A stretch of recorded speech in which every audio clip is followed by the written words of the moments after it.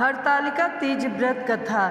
जिनके दिव्य केशों पर आग के फूलों की माला शोभा देती है और जिन भगवान शंकर के मस्तक पर चंद्र और गले में मुंडों की माला पड़ी हुई है, जो माता पार्वती दिव्य वस्त्रों तथा भगवान शंकर दिगंबर वेश धारण किए हैं, उन दोनों भवानी शंकर को नमस्कार करती हूँ।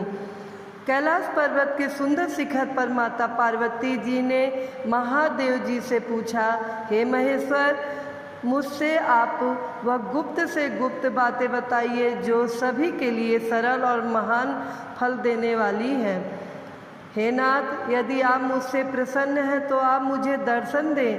हे जगन्नाथ, आप आदि मध्य और अंत रहित हैं, आपकी माया का कोई पार नहीं है। आपको मैंने किस भांति प्राप्त किया? कौन से व्रत तप या दान के पूर्ण फल से आप मुझको वर रूप में मिले हैं?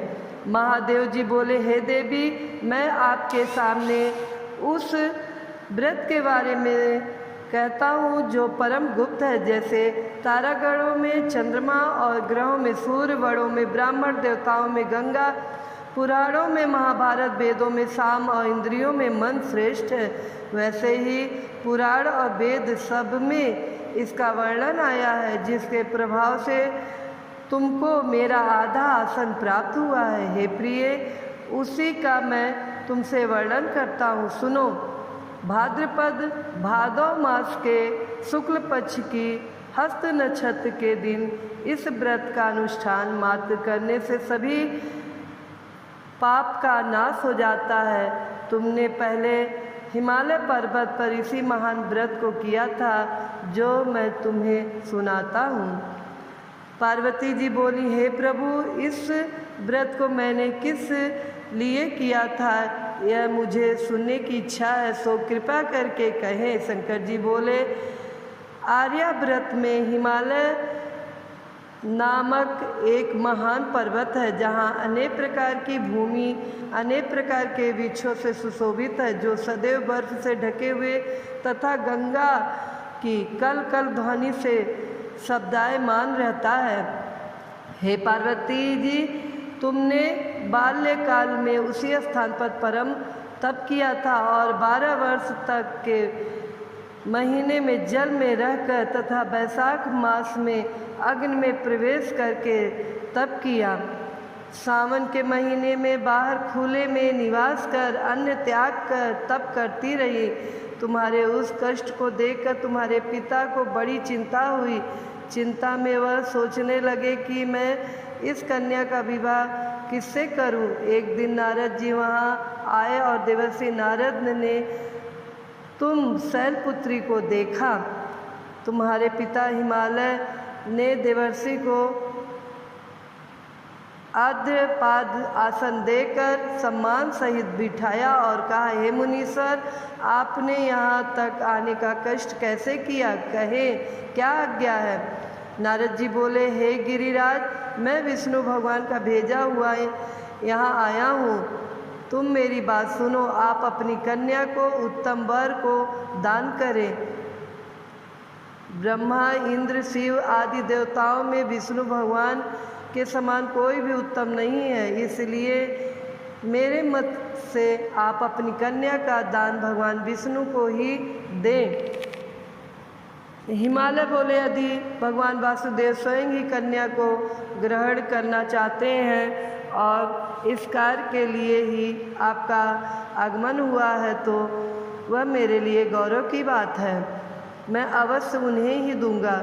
हिमालय का यह आश्वासन सुनते ही देवर्षि नारद जी आकाश में अतर ध्यान हो गए और भगवान विष्णु के पास पहुँचे। नारद जी ने हाथ जोड़कर भगवान विष्णु से कहा, प्रभु, आपका विवाह कार्य निश्चित हो गया है। इधर हिमालय ने पार्वती जी से प्रसन्नतापूर्वक कहा, हे पुत्री, मैंने तुमको गरुड़ ध्वज भगवान विष्णु को अर्पण कर दिया है। पिता के इन वाक्यों को सुनते ही पार्वती जी अपनी सहेली के घर गईं और पृथ्वी पर गिरकर अत्यंत दुखित होकर विलाप करने लगीं। उनको विलाप करते हुए देखकर सखी बोली, हे देवी, तुम किस कारण से दुखी हो, मुझे बताओ, मैं अवश्य तुम्हारी इच्छा पूरी करूंगी। पार्वती बोली, हे सखी सुन, मेरी जो मन की अभिलाषा है सुनाती हूँ। मैं महादेव जी को वरण करना चाहती हूँ। मेरे इस कार्य को पिताजी ने बिगाड़ना चाहा है, इसलिए मैं निसंदेह इस शरीर का त्याग करूंगी। पार्वती के इन वचनों को सुनकर सखी ने कहा, हे देवी, जिस वन को तुम्हारे पिता ने न देखा हो तुम वहाँ चली जाओ। तब देवी पार्वती अपनी सखी का यह वचन सुन ऐसे ही वन को चली गई। पिता हिमालय ने तुमको घर पर न पाकर सोचा कि मेरी पुत्री को कोई देव दानव अथवा किन्नर हरण करके ले गया है। मैंने नारद जी को वचन दिया था कि मैं पुत्री का भगवान विष्णु के साथ वरण कराऊंगा। हाय, अब यह कैसे पूरा होगा? ऐसा सोचकर वह बहुत चिंतातुर हो मूर्छित हो गए। तब सब लोग हाहाकार करते हुए दौड़े और मूर्छा दूर होने पर गिरिराज से बोले कि हमें आप अपनी मूर्छा का कारण बताओ। हिमालय बोले, मेरे दुख का कारण यह है कि मेरी रत्न रूपी कन्या को कोई हरण करके ले गया, या सर्प ने काट लिया, या किसी सिंह ने मार डाला। वह न जाने कहाँ चली गई, या उसे किसी राक्षस ने मार डाला। इस प्रकार कहकर गिरिराज दुखित होकर ऐसे कांपने लगे जैसे तीव्र वायु के चलने पर कोई वृक्ष कांपता है। तत्पश्चात पार्वती तुम्हें गिरिराज साथियों सहित घने जंगल में ढूंढने निकले।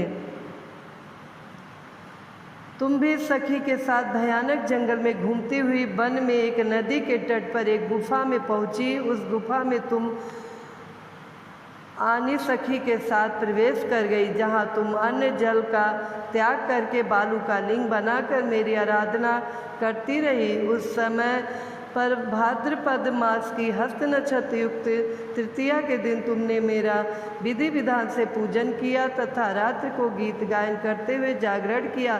तुम्हारे उस महाव्रत के प्रभाव से मेरा आसन डोलने लगा। मैं उसी स्थान पर आ गया जहाँ तुम और तुम्हारी सखी दोनों थी। मैंने आकर तुमसे कहा, हे बहराने, मैं तुमसे प्रसन्न हूँ। फिर तुम मुझसे वरदान मांग। तब तुमने कहा कि हे देव, यदि आप मुझसे प्रसन्न हैं तो आप महादेव जी की ही मेरे पति हों। मैं तथास्तु ऐसा कहकर कैलाश पर्वत को चला गया और तुमने प्रभात होते ही मेरी उस बालू की प्रतिमा को नदी में विसर्जित कर दिया। हे सुबह, तुमने वहाँ अपनी सखी सहित व्रत का पारण किया। इतने में तुम्हारे पिता हिमवान भी तुम्हें ढूंढते ढूंढते उसी घने वन में आ पहुँचे। उस समय उन्होंने नदी के तट पर दो कन्याओं को देखा तो यह तुम्हारे पास आ गए और तुम्हें हृदय से लगाकर रोने लगे। बोले, बेटी, तुम इस सिंह व्याधि युक्त घने जंगल में क्यों चली आई? तुमने कहा, हे पिता, मैं पहले ही अपना शरीर शंकर जी को समर्पित कर दिया था, लेकिन आपने नारद जी को कुछ और बोल दिया, इसलिए मैं महल से चली आई। ऐसा सुनकर हिमवान ने तुमसे कहा कि मैं तुम्हारी इच्छा के विरुद्ध यह कार्य नहीं करूँगा। तब तुम्हें लेकर घर को आए और तुम्हारा विवाह मेरे साथ कर दिया। हे प्रिय, उसी व्रत के प्रभाव से तुमको मेरा अर्धासन प्राप्त हुआ। इस व्रत राज को मैंने कभी तक किसी के सम्मुख वर्णन नहीं किया। हे देवी, अब मैं तुम्हें यह बताता हूँ कि इस व्रत का नाम क्यों पड़ा। तुमको सखी हरण करके ले गई थी, इसलिए हरतालिका नाम पड़ा। पार्वती जी बोली, हे स्वामी, आपने इस व्रत राज का नाम तो बता दिया, लेकिन मुझे इसकी विधि और फल भी बताइए कि इसके करने से किस फल की प्राप्ति होती है।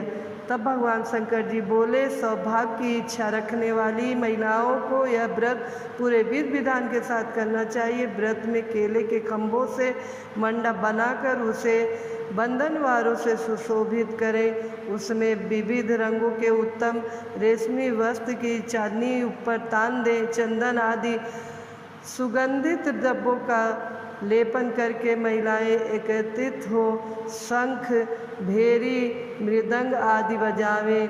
विधि पूर्वक मंगलाचार करके श्री गौरी शंकर की बालू निर्मित प्रतिमा स्थापित करें। फिर भगवान शिव पार्वती जी का गंध, धूप, पुष्प आदि से विधि पूर्वक पूजन करें। अनेकों नैवेद्यों का भोजन लगावें और रात्रि को जागरण करें।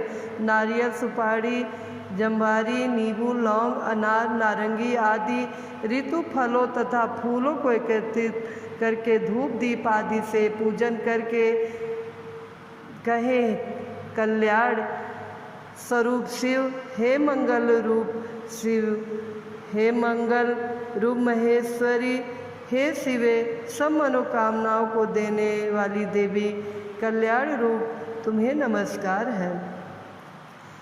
कल्याण स्वरूप माता पार्वती, हम तुम्हें नमस्कार करते हैं। भगवान शंकर जी को सदैव नमस्कार करते हैं। हे ब्रह्म रूपणी, जगत का पालन करने वाली माँ, आपको नमस्कार है। हे सिंहवाहिनी, मैं सांसारिक भय से व्याकुल हूँ, तुम मेरी रक्षा करो। हे परमेश्वरी, मैंने इसी अभिलाषा से आपका पूजन किया है। हे पार्वती माता, आप मेरे ऊपर प्रसन्न होकर मुझे सुख और सौभाग्य प्रदान कीजिए।